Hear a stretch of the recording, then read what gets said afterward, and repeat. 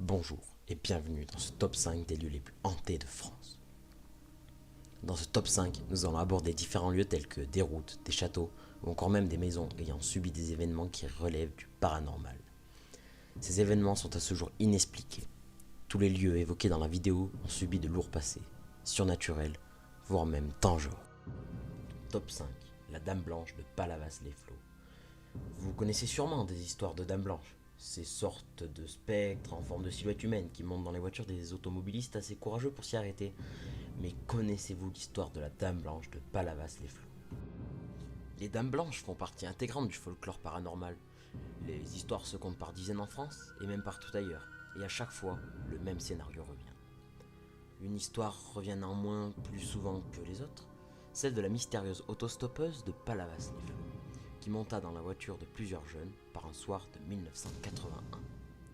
Une femme habillée de blanc, la cinquantaine, un peu encline à faire la discussion aux occupants du véhicule, assise tranquillement à l'arrière, la Dame Blanche disparut lorsque la voiture roulait, juste après avoir crié « Attention au virage, attention au virage !»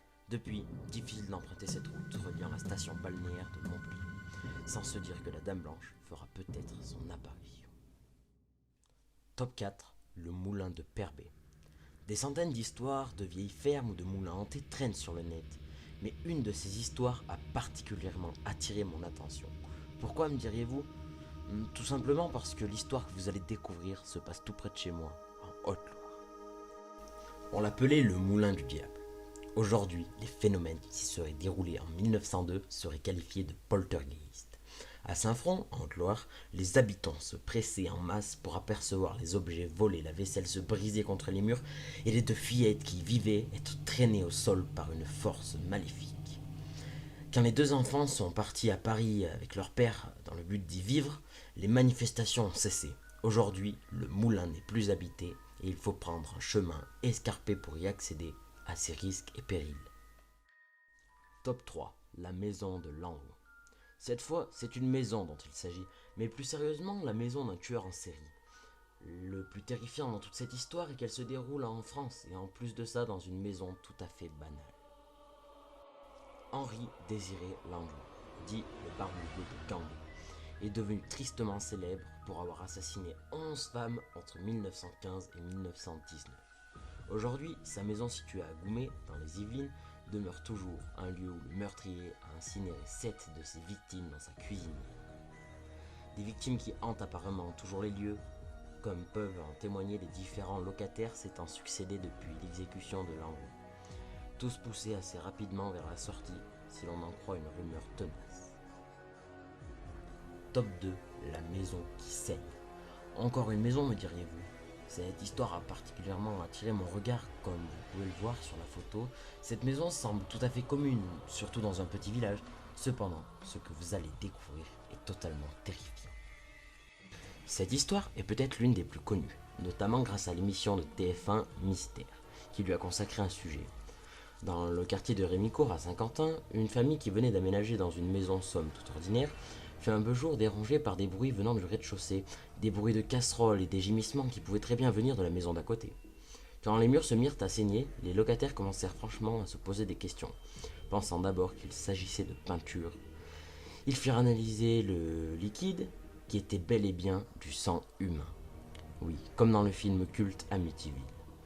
Pour en avoir le cœur net, la famille et les enquêteurs décidèrent même de quitter la maison pendant une semaine après avoir étalé de la farine sur le sol. À leur retour, le sang était partout, rien à faire.